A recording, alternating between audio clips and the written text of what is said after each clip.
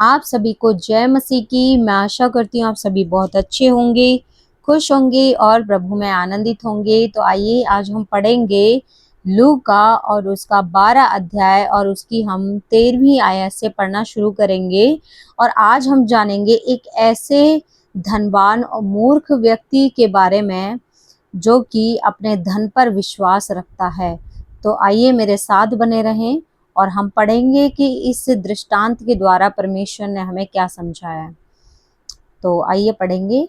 लिखा है, फिर भीड़ में से एक ने उससे कहा, हे गुरु, मेरे भाई से कह कि पिता की संपत्ति मेरे साथ बांट ले।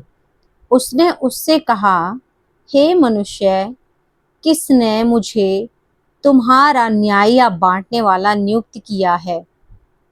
और उसने उनसे कहा, चौकस रहो और हर प्रकार के लोभ से अपने आप को बचाए रखो, क्योंकि किसी का जीवन उसकी संपत्ति की बहुतायत से नहीं होता। हालेलुया। परमेश्वर का वचन हमें साफ साफ यहाँ बताता है कि किसी का भी जीवन उसकी संपत्ति की बहुतायत से कभी नहीं होता।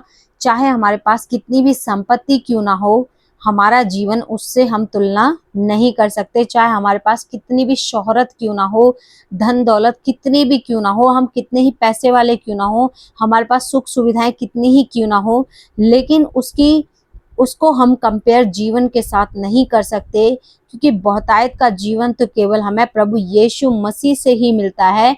लेकिन प्रभु यीशु मसीह ने यहाँ पर जो ये दृष्टांत बताया है एक धनवान मूर्ख व्यक्ति के बारे में, तो आइए हम इस स्टोरी को आगे पढ़ेंगे।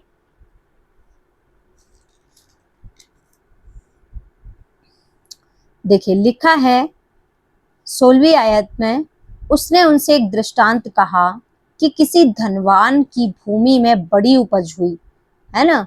कोई धनवान व्यक्ति था जिसके पास बड़ी उपज हुई और उसने बहुत सारा फसल से बहुत उसने अपने पास बीजों को इकट्ठा कर लिया, बहुत सारे गेहूं को इकट्ठा किया उसने, ठीक है। और लिखा है कि तब वह अपने मन में विचार करने लगा कि मैं क्या करूं।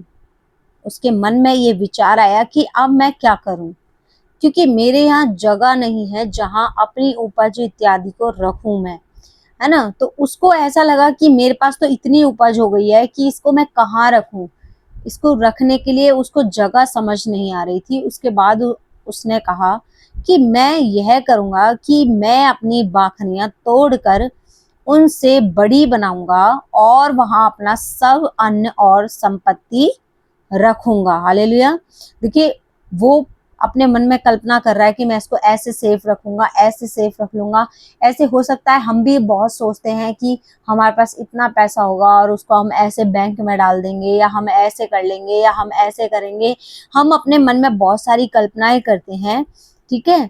और फिर उसके बाद देखिए हम इस व्यक्ति के बारे में जानेंगे कि क्या हुआ उसके साथ, क्या हुआ। वो क्या कहता है, और अपने प्राण से कहूंगा कि प्राण, तेरे पास बहुत वर्षों के लिए बहुत संपत्ति रखी है, चैन कर, खा पी और सुख से रह। देखिए, वो अपने मन में ही इतना खुश है और वो बोल रहा है कि मेरे पास इतना कुछ है, इतनी धन संपत्ति मेरे पास है, इतनी उपज मेरे पास है। वो बोल रहा है कि मैं अपने प्राण से कहूंगा कि वो चैन से खाए पिए और सुखी रहे, ठीक है। लेकिन उसी समय परमेश्वर के वचन उसके पास पहुंचे और परमेश्वर के वचन ने उससे कहा, हे मूर्ख, इसी रात तेरा प्राण तुझसे ले लिया जाएगा। परमेश्वर ने उससे कहा कि हे मूर्ख, इसी रात तेरा प्राण तुझसे ले लिया जाएगा। अब मूर्ख उसको इसलिए बोला परमेश्वर ने कि वो परमेश्वर पे भरोसा ना रख के वो किस पर भरोसा रख रहा है, धन संपत्ति पर, ठीक है। कि मेरे पास तो बहुत सारी संपत्ति इकट्ठी हो गई है और अब तो मेरा प्राण तो आराम से रह सकता है। लेकिन वो भूल गया कि उसको जो आत्मा परमेश्वर ने दी है, जो सांस परमेश्वर ने उसको दिया है, वो प्राण परमेश्वर ने दिया है, वो किसका है। हालेलुया।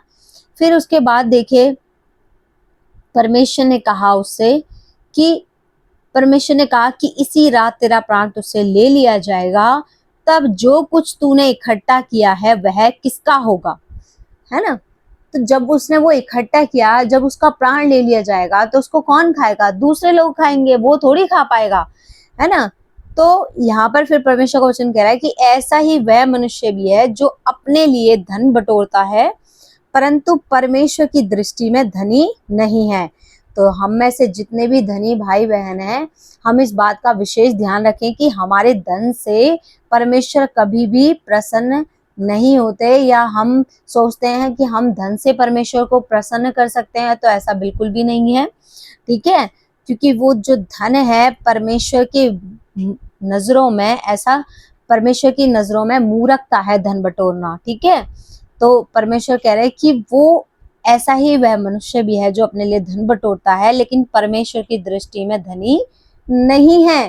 क्योंकि हमारा जो जीवन है वो सांस से चलता है, आत्मा से चलता है, प्राण से चलता है, तीनों से मिलकर हमारा एक बॉडी तैयार हुई है ना। और अगर हम सोचते हैं कि हमारा धन ही हमारे लिए सब कुछ है, तो ऐसा बिल्कुल भी नहीं है। इसीलिए अपना पूरा विश्वास अपना परमेश्वर के ऊपर रखें और बिल्कुल भी चिंता ना करें कि हम क्या खाएंगे, क्या पिएंगे, क्योंकि परमेश्वर ने जब आपको इस पृथ्वी पे रखा है तो परमेश्वर आपके खाने की व्यवस्था भी करना जानता है। हालेलुया। सभी को जय मसीह की। धन्यवाद।